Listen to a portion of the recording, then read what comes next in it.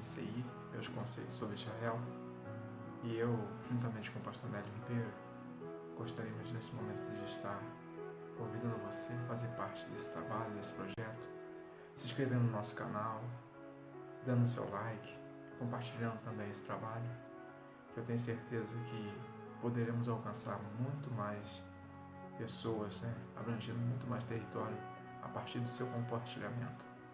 Então agora nesse momento eu vou passar para Nélio Ribeiro, ele estará dando prosseguimento daqui para frente. Nélio Ribeiro. Meu querido pastor, que Deus esteja conosco, nos auxiliando aqui nesse segundo trabalho, que é a continuidade, pelo desejo que nós temos de levar o conhecimento aos judeus do Messias Jesus Cristo, Yeshua HaMashiach. E hoje então nós vamos abordar alguns assuntos aqui bastante importantes. Yeshua como sendo ele o Cordeiro de Deus. O que nós entendemos sobre Jesus como o Cordeiro de Deus? Nós vamos primeiramente para a palavra e o pastor Francisco vai estar lendo a palavra de Deus lá no livro de João, o capítulo 1, versos 29 a 31, para a gente poder entender um pouquinho sobre isso. Ok, vamos à leitura. No dia seguinte, João viu a Jesus que vinha para ele e disse: Eis o Cordeiro de Deus que tira o pecado do mundo. Este é aquele de quem eu disse: Depois de mim vem um varão que passou adiante de mim, porque antes de mim ele já existia. Eu não o conhecia, mas para que ele fosse manifesto a Israel, é que vim batizando em água. Pastor? João, ele vê a pessoa de Jesus e ele diz que ele é o Cordeiro que tira o pecado do mundo. O que nós entendemos sobre o Cordeiro que tira o pecado do mundo? Porque até então, no Primeiro Testamento, os animais que eram sacrificados, eles eram para perdoar pecados, cancelar os pecados, mas na realidade, pastor Francisco, o animal ele não tinha nenhum entendimento por que ele estava sendo levado ao sacerdote, ao sumo sacerdote, para ser sacrificado. E isso era transitório, isso foi transitório. Esse período que o pecado estava sendo perdoado, o pecado estava sendo retirado, removido das pessoas, porque o animal não tinha consciência. E Deus queria um sacrifício mais profundo, um sacrifício perfeito, melhor dizendo. E esse sacrifício perfeito teria que ser através de um homem, e foi feito através do Messias, Jesus Cristo, Yeshua HaMashiach. Deus então veste o seu Filho da nossa natureza para que ele seja o Cordeiro de Deus. Coisas que muitos não conseguem compreender. Porque ele morreu. Ele morreu como Cordeiro.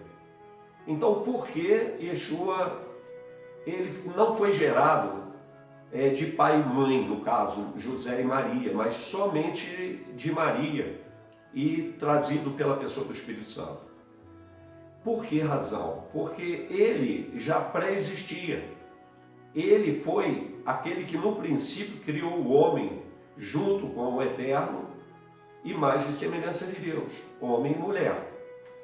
Mas ele não era vestido dessa natureza, mas ele era Senhor da gente, Senhor dessa natureza, embora estando no mundo espiritual, no mundo do Eterno.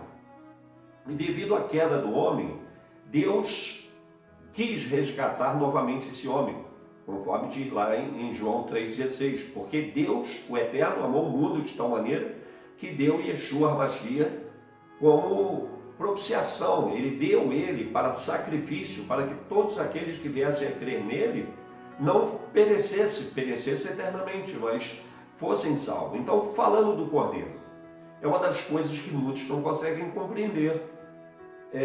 O pecado da humanidade teria que ser removido. Então, como remover o pecado se todo ser humano que nasce é pecador? Deus tinha já uma solução para isso. O homem não. Aqueles animais, aquilo foi um paliativo, podemos dizer assim, até que o cordeiro então ele viesse. Ele se torna mortal por causa dos nossos pecados. Então ele veio para tirar o pecado da humanidade, para levar, né, o homem de volta para Deus. E o pecado da humanidade tinha que estar sobre um cordeiro. E esse cordeiro foi Jesus. Esse cordeiro foi Jesus, pastor. Então, nesse contexto que o pastor falou, então por isso Jesus se tornou mortal. Por isso ele se tornou mortal. Não pelos pecados dele, porque ele não tinha pecado, mas pelos nossos pecados. Ele não poderia colocar, por exemplo, a mão no leproso. Ele colocou a mão no leproso. O filho da viúva de Naim, ele ressuscitou o morto. Então, o que ele está fazendo? Ele está violando algo já predeterminado, que seria o homem que pecasse morreria. Ele está tomando para si os pecados da humanidade.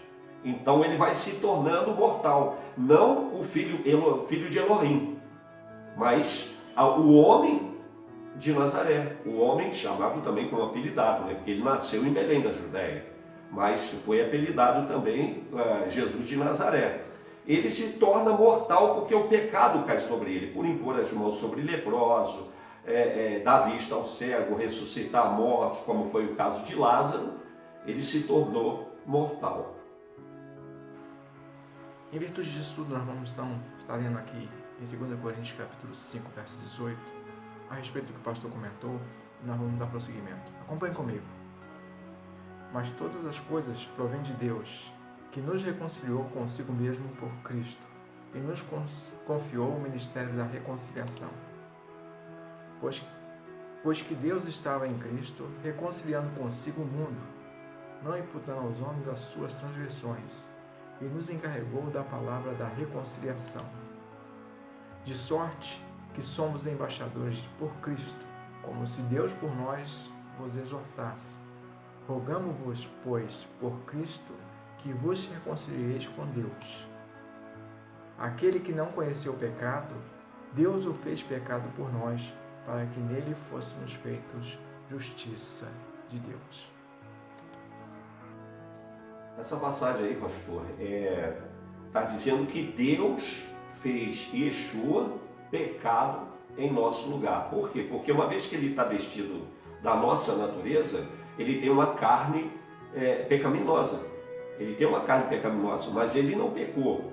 Então ele vai se tornar mortal porque poderia pela natureza dele. Mas Deus o fez pecado, fez ele um cordeiro.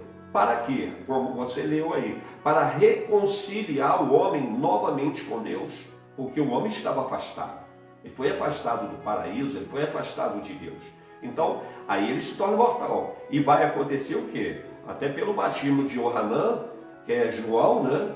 Ele se dá à morte, porque até a gente já tem comentado que aquele batismo de João, ele está simbolizando o dilúvio. Ele traz uma figura do dilúvio. Por que o dilúvio? O dilúvio foi para exterminar com o pecado da face da terra. É lógico que com Noé, a esposa, 3 filhos e 3 noras. E o pecado, não resta dúvida, passou através deles. Mas o que o Senhor lá na frente vai fazer, o batismo, ele está simbolizando um dilúvio pessoal, onde a pessoa que quer morrer, ela ia a Yohanan, e ali João batizava, quer dizer, afogava aquela pessoa para ela nascer de novo. É isso que ele está falando. Então aquele batismo tem um símbolo de afogamento, tem um símbolo de extermínio. Então, como viver novamente? Viver em Cristo para Deus, que é o Messias.